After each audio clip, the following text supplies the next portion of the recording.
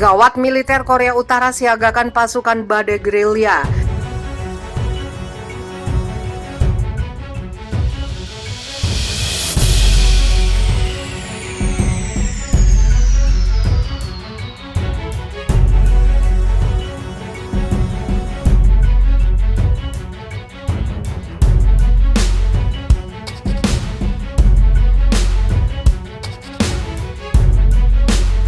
Otoritas militer Korea Utara memberi perintah khusus kepada Korps Badai unit pasukan khusus paling elit di negara komunis tersebut. Dikutip Viva Militer dari Daily NK, perintah kepada Korps ke-11 atau Korps Badai datang langsung dari Komando Militer Tertinggi. Itu berarti perintah datang langsung dari pemimpin tertinggi Korea Utara, Kim Jong-un. Pasukan yang berbasis di Kabupaten Dokcheon, Pyongan, bagian selatan mendapat instruksi untuk mempersiapkan perang gerilya. Untuk itu pasukan Badai Korut melakukan pendistribusian peta militer 3 dimensi dari wilayah utama Korea Selatan. Dalam laporan tersebut, Komando Militer Tertinggi Korut sudah mengirim perintah kepada markas Komando Korps ke-11 sejak 19 Juli 2021. Isi perintahnya jelas, segera melakukan pelatihan persiapan berdasarkan transformasi struktur topografi Korea Selatan. Tidak hanya itu, Komando Militer Tertinggi Korea Utara juga menekankan bahwa persiapan yang harus dilakukan mencakup strategi gerilya, perang gunung, dan perang kota. Sementara itu, pendistribusian peta 3 dimensi ke seluruh cabang Tentara Rakyat Korea Utara disebut sebagai kedok untuk memulai persiapan perang gerilya. Sebab Komando Militer Tertinggi Korea Utara memberi tajuk kegiatan tersebut sebagai transformasi sistemik topografi taktis di area operasi. Salah satu tugas utama Korps Badai dalam persiapan perang gerilya adalah membangun lapangan pelatihan baru. Pembangunan lapangan tempur dimaksudkan agar para prajurit Korps Badai mampu melakukan operasi pengintaian, penyusupan, dan serangan ke sejumlah fasilitas strategis Korsel, tidak terkecuali Istana Kepresidenan Korsel, Cheongwadai. Kabar terbaru menyebut Komando Militer Tertinggi Korea Utara tidak hanya memberi perintah kepada Korps ke-11, tetapi juga kesatuan pasukan khusus lainnya. Tidak terkecuali kepada Korps Garis Unit Infanteri Ringan, Brigade Penembak Jitu Angkatan Darat, Brigade Penembak Jitu Angkatan Laut, Unit Anti Serangan Udara Angkatan Udara, dan Resimen Infanteri Ringan Divisi Garis Depan. Isi perintahnya jelas, segera melakukan pelatihan persiapan berdasarkan transformasi struktur topografi Korea Selatan. Tidak hanya itu, Komando Militer Tertinggi Korea Utara juga menekankan bahwa persiapan yang harus dilakukan mencakup strategi gerilya, perang gunung, dan perang kota.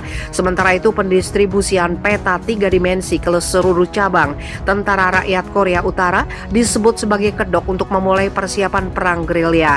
Sebab Komando Militer Tertinggi Korea Utara memberi tajuk kegiatan tersebut sebagai transformasi sistemik topografi taktis di area operasi.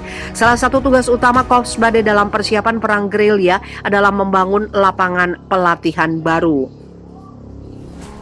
Pembangunan lapangan tempur dimaksudkan agar para prajurit Korps Badai mampu melakukan operasi pengintaian, penyusupan, dan serangan ke sejumlah fasilitas strategis Korsel, tidak terkecuali Istana Kepresidenan Korsel, Cheongwadai.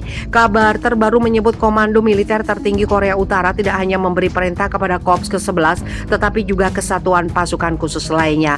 Tidak terkecuali kepada Korps Garis Unit Infanteri Ringan, Brigade Penembak Jitu Angkatan Darat, Brigade Penembak Jitu Angkatan Laut, Unit Anti Serangan Udara Angkatan Udara, dan Resimen Infanteri Ringan Divisi Garis Depan.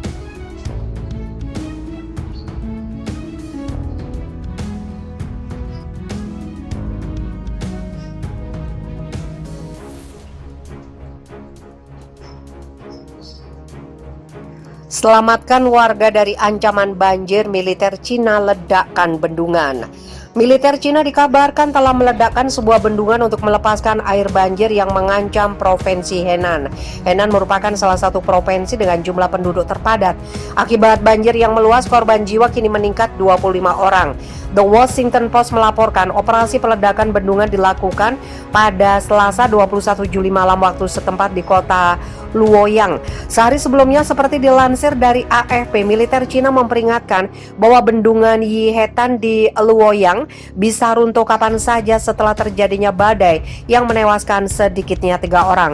Otoritas cuaca setempat telah mengeluarkan tingkat peringatan tertinggi untuk Provinsi Henan bagian tengah. Hal ini karena hujan lebat menyebabkan meningkatnya permukaan air sehingga para penduduk harus dievakuasi. Tepat pada hari Selasa kemarin, Komando Titer Pusat Tentara Pembebasan Rakyat mengatakan telah mengirim tentara untuk melakukan tanggap darurat termasuk peledakan dan pengalihan banjir.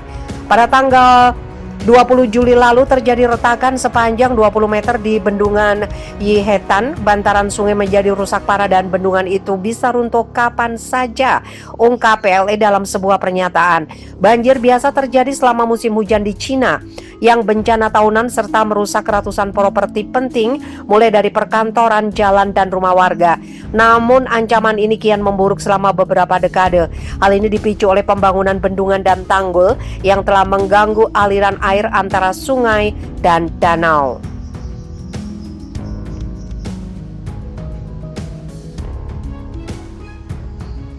Sehari sebelumnya, seperti dilansir dari AFP, militer Cina memperingatkan bahwa bendungan Yihetan di Luoyang bisa runtuh kapan saja setelah terjadinya badai yang menewaskan sedikitnya 3 orang. Otoritas cuaca setempat telah mengeluarkan tingkat peringatan tertinggi untuk Provinsi Henan bagian tengah. Hal ini karena hujan lebat menyebabkan meningkatnya permukaan air sehingga para penduduk harus dievakuasi.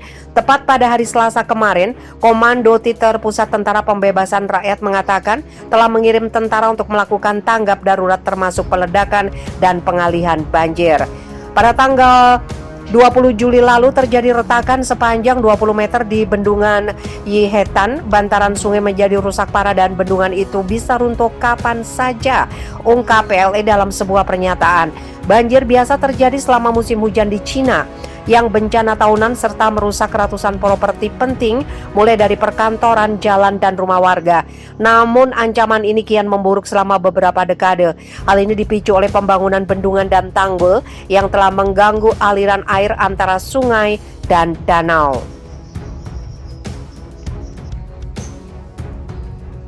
Isi perintahnya jelas, segera melakukan pelatihan persiapan berdasarkan transformasi struktur topografi Korea Selatan.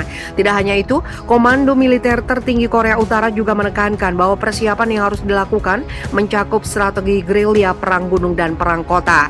Sementara itu, pendistribusian peta 3 dimensi ke seluruh cabang Tentara Rakyat Korea Utara disebut sebagai kedok untuk memulai persiapan perang gerilya.